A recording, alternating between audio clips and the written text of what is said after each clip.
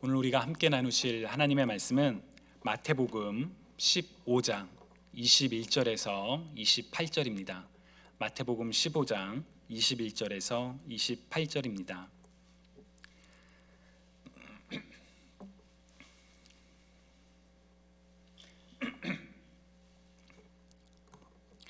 예수께서 거기서 나가사 두로와 시돈 지방으로 들어가시니 가나안 여자 하나가 그 지경에서 나와서 소리질러 이르되 주 다윗의 자손이여 나를 불쌍히 여기소서 내 딸이 흉악하게 귀신 들렸나이다 하되 예수는 한 말씀도 대답하지 아니하시니 제자들이 와서 청하여 말하되 그 여자가 우리 뒤에서 소리를 지르오니 그를 보내소서.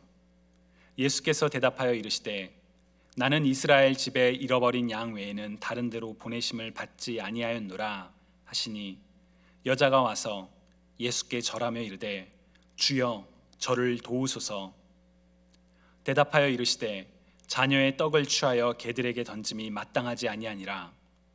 여자가 이르되 주여 올소이다마는 개들도 제 주인의 상에서 떨어지는 부스러기를 먹나이다 하니 이에 예수께서 대답하여 이르시되 여자여 내 믿음이 크도다 내 소원대로 되리라 하시니 그때로부터 그의 딸이 나으니라.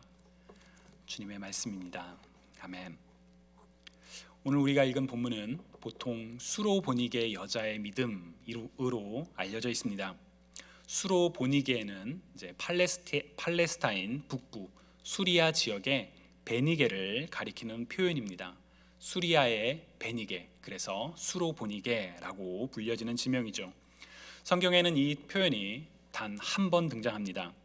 오늘 우리가 읽은 마태복음 15장의 내용과 아주 유사한 내용이 마가복음 7장에 기록되어 있는데 마가복음 7장 26절을 보시면 그 여자는 헬라인이요 수로보니게 족속이라 자기 딸에게서 귀신 쫓아내어 주시기를 간구하거늘 이라고 기록되어 있습니다.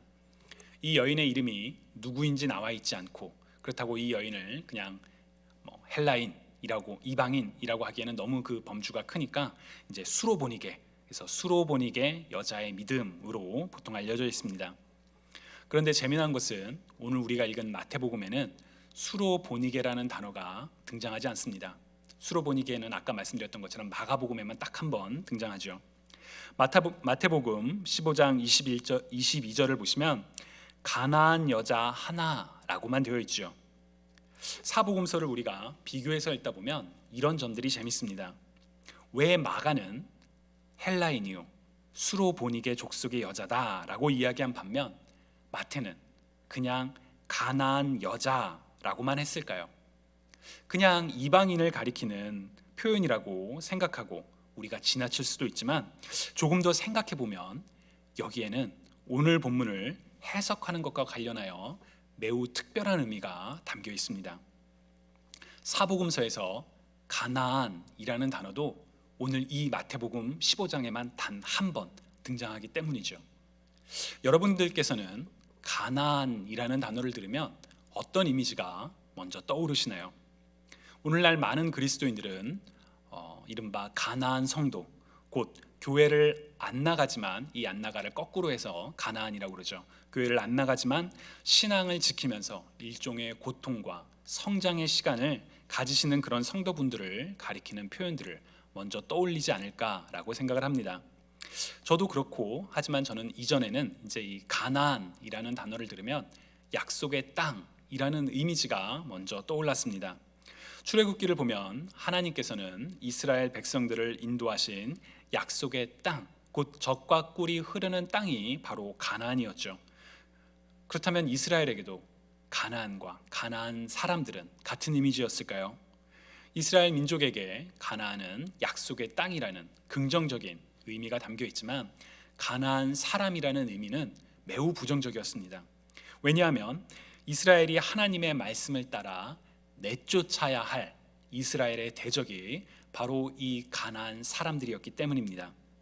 구약 성경을 보면 가나안 족속을 진멸하라는 하나님의 말씀에 대해서 이스라엘 백성들이 따르지 않아서 그로 인해 이스라엘 사람들이 이 가나안 족속들로 인해 유혹을 받아 넘어지고 혹은 그로 인해 공격을 받는 어려운 일들이 성경에 기록되어 있습니다.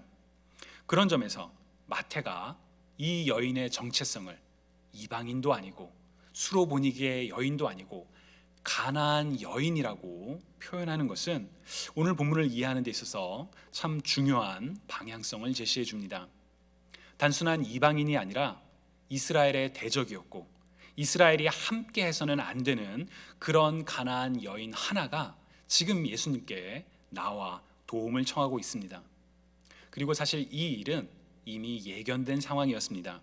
왜냐하면 지금 예수님께서는 유대인들의 땅이 아니라 이방인들의 땅에 와 계시기 때문입니다.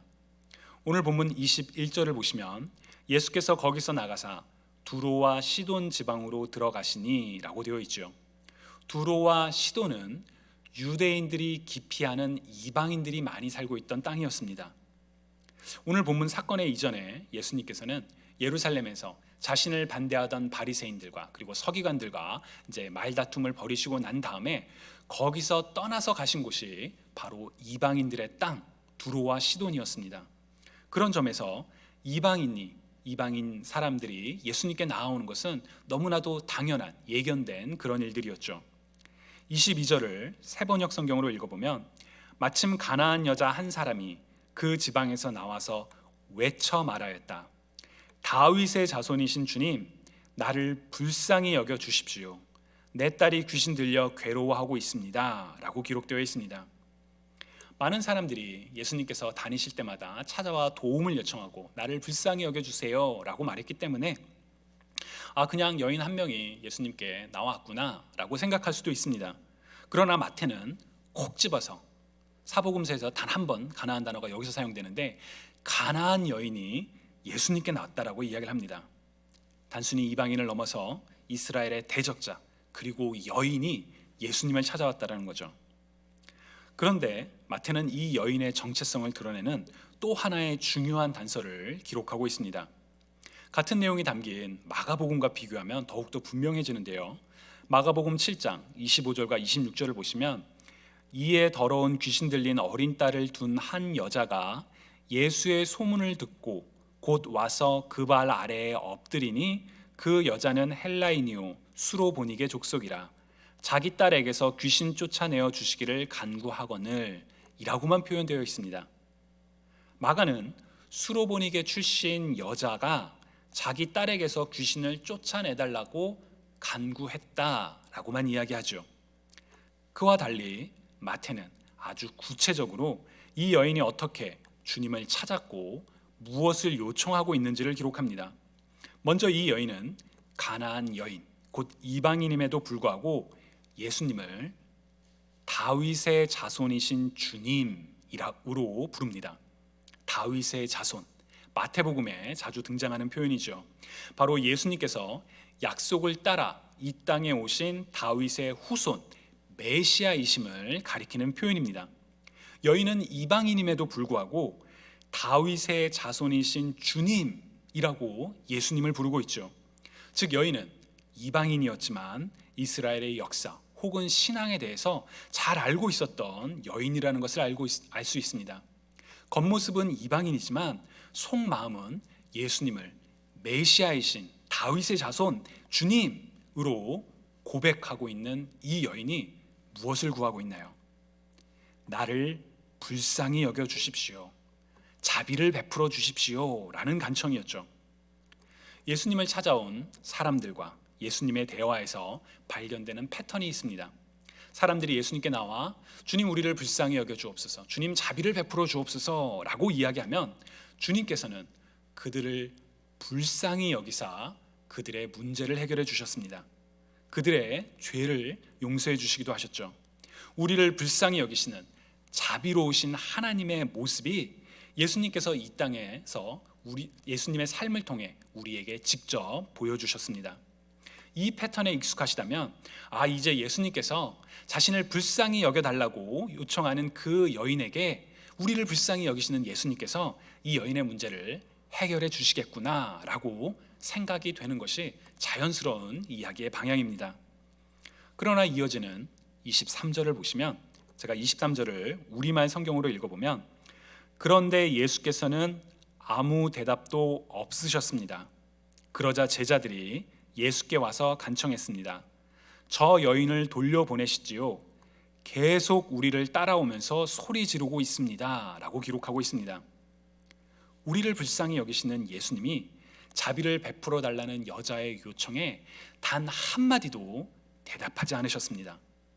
다른 성경 번역과 달리 우리말 성경은 이 상황이 계속되고 있음을 보여주면서 이 여자가 계속 소리 지르고 있으니 이제 제자들이 와서 저 여인을 돌려보내지요 라고 간청하는 장면을 기록하고 있습니다.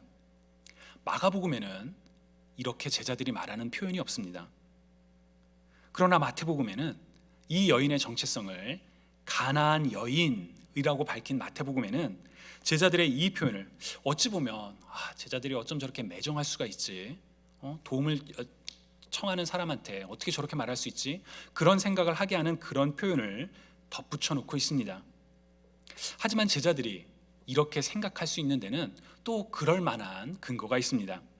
마태복음 10장 5절부터 6절을 보시면 예수께서 이 12를 내보내시며 명하여 이르시되 이방인의 길로도 가지 말고 사마리아인의 고을에도 들어가지 말고 오히려 이스라엘 집에 잃어버린 양에게로 가라 라고 말씀하셨습니다.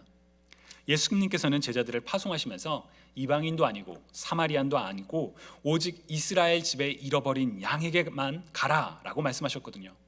그 명을 따라 유대인들에게 복음을 전했던 제자들에게 이방 땅에서, 그것도 가나안 여인이 와서 도움을 요청하니까 이 여인을 돌려보내는 게 당연합니다 라고 제자들은 생각했을 수도 있습니다. 그리고 심지어 당시의 이스라엘 문화를 생각하면, 가나안 사람이라는 그 정체성을 생각하면 이스라엘 사람인 이 제자들이 이런 적대성을 갖는 것은 어찌 보면 자연스러운 결과라고 할 수도 있습니다. 다만 만약 제자들이 하나님의 구원 계획은 이스라엘 민족을 넘어서 온 민족과 나라들을 향한 것임을 깨달았었다라면 그렇게 말할 수는 없었겠죠. 그러나 제자들은 그것을 깨닫지 못하고 있기 때문에 지금 이 상황에서 이렇게 이야기를 하고 있습니다. 같은 관점으로 케네스 베일리는 중동의 눈으로 본 예수라는 책에서 이 구절을 주목하면서 바로 예수님께서 여자를 대하시는 동시에 제자들을 가르치시기 위해서 일부러 침묵하셨다라고 이야기를 합니다. 평소에 예수님과 다르게 자비를 구하는 여인에게 침묵하심으로써, 아무런 말씀도 하시지 않음으로써 여인의 믿음을 시험하는 동시에 제자들에게 하나님의 구원 계획을 가르쳐 주시기 위함이었다라고 해석을 합니다. 먼저 여인이 받은 시험에 대해서 우리 한번 생각해 보면 좋겠습니다. 예수님은 여인의 간청에 아무런 대답도 단 한마디도 하지 않으셨죠. 좀 전에 읽었던 것처럼 예수님의 침묵은 잠깐의 침묵이 아니라 여인의 간절한 외침이 반복되어서 계속되어서 제자들이 이제는 좀 여인을 돌려보냅시다 라고 제안할 정도로 긴 시간의 침묵이었을 것이라고 생각을 합니다. 본문에 기록된 것처럼 여인은 가나안 여인이었으나 예수님을 다윗의 자손이라고 부를 정도로 유대인들의 신앙을 잘 알고 있었기에 자신이 계속 이야기해도 예수님이 아무런 말씀도 하시지 않자 내가 이방인이어서 예수님이 나를 받아주시지 않는구나 라고 생각하고 체념할 수도 있었을 거라고 생각합니다.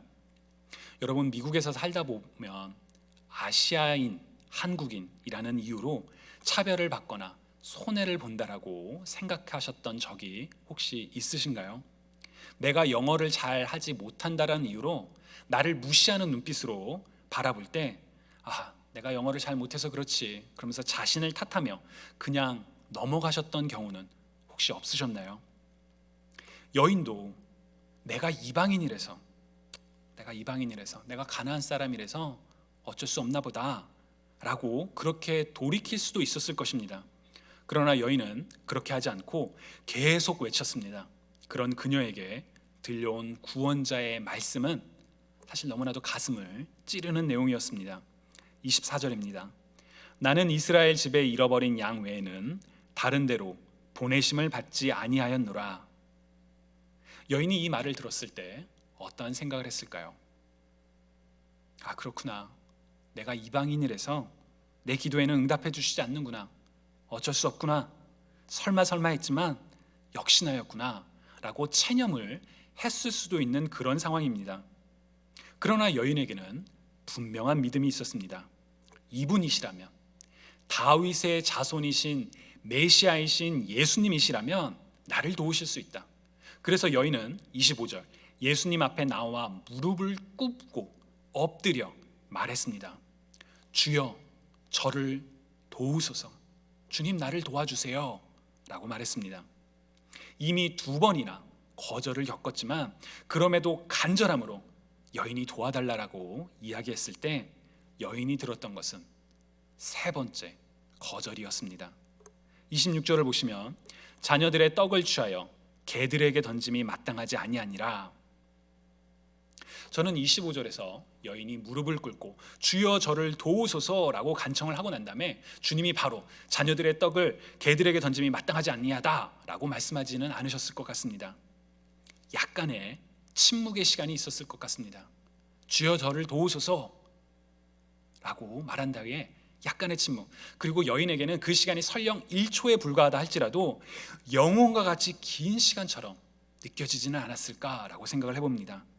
이번에도 안 된다라고 하시면 어떡하지? 내가 어떻게 하더라도 나의 정체성, 이방인이고 가나안인이라는 자신의 정체성은 바꿀 수 없는데 어떡하지? 라는 그런 생각과 귀신 들려 고통받고 있던 딸의 모습이 겹쳐지면서 무한의 정적과 같은 그런 시간을 보냈던 여인이 들었던 예수님의 답변은 자녀의 떡을 취하여 개들에게 던짐이 마땅하지 아니하다라는 내용이었습니다. 케네스 베일리는 중동 전통 문화에서 개는 유대인이나 비유대인이나 모두에게 멸시와 경멸을 받는 동물이었다라고 설명을 합니다. 예수님의 언어가 아주 거친 언어였다는 거죠. 비록 개라는 단어를 사용하실 때 그 강아지가 아주 큰 강아지가 아니라 조그만 강아지를 뜻하는 큐나리온이라는 단어를 사용하지만 여전히 개라는 단어가 지닌 그런 부정적인 의미를 이야기합니다. 다만 케네스 베일리는 예수님께서 개라는 단어를 사용하신 것은 여인을 향한 것이 아니라 바로 그와 함께 있던 이 여인을 돌려보내소서라고 이야기했던 제자들을 가르치기 위하여, 곧 유대인이었던 제자들이 이방인들을 향해 가지고 있던 그들의 편견과 아집을 깨트려 주기 위함이었다고 해석을 합니다. 케네스 베일리의 말을 따르면 제자들은 너네 이방인들을 이렇게 개처럼 생각하고 있지, 근데 이 여인을 봐라, 너무나도 안타깝지 않냐? 라는 그런 주님의 마음을 가르쳐 주기 위함이었다라고 해석을 하지요. 그러나 여인의 관점에서 그냥 우리가 생각을 해보면 여인은 예수님께서 지금 제자들을 가르치시기 위하여 이렇게 행하고 계신다는 것을 알 턱이 없죠. 자기를 향한 단어처럼 들리죠. 내가 개구나, 내가 개보다 못한 존재구나. 2번이나 거절을 당한 것도 모자라 이제 자신이 모욕을 당하며 화를 낼 수도 있는 그런 상황이었습니다. 그럼에도 불구하고 여인은 다시 한번 더 주님께 엎드립니다. 27절을 세번역 성경으로 읽으면 그 여자가 말하였다. 주님, 그렇습니다. 주님, 그렇습니다. 그러나 개들도 주인의 상에서 떨어지는 부스러기는 얻어먹습니다. 주님의 말씀을 인정하죠. 주님, 그렇습니다. 그렇지만 그 개들도 주인의 상에서 떨어지는 부스러기는 먹지 않습니까? 이어지는 주님의 말씀은 이제 왜 이런 일들이 일어났는지를 이야기합니다. 28절을 보시면 이에 예수께서 대답하여 이르시되 여자여 내 믿음이 크도다, 내 소원대로 되리라 하시니 그때로부터 그의 딸이 나으니라. 아멘. 이 말씀을 통하여 우리는 이 여인의 믿음이 그동안 시험을 받았던 것이구나 라고 알 수 있습니다. 이방인, 가나안인, 자신의 정체성, 곧 자신의 의지로는 바꿀 수 없는, 어쩔 수 없는 현실로 인해 거절당하는 것이 당연한 상황이었지만 그럼에도 여인은 주님에 대한 믿음을 포기하지 않았던 것이죠. 주님이시라면 반드시 자신의 문제를 해결해 주실 것이라는 믿음을 가지고 있었고, 주님은 반드시 구하는 자에게 응답해 주실 것이라는 믿음을 놓치지 않고 엎드린 결과, 인내한 결과 여인은 마침내 자신이 간절히 바랬던 것을 얻을 수가 있었습니다. 또한 여인은 이 사건을 통하여 기도의 자세에 대해서도 배울 수 있었을 것입니다. 응답되지 않는 것처럼 보여도 포기하지 않고 인내하고 간절히 구하면 반드시 기도에 응답하시는구나, 바로 그 하나님을 알 수 있게 되었겠죠. 제자들 역시 이 사건을 통하여 이방인들을 향한 자신들의 시선을 돌아볼 수 있었을 것입니다.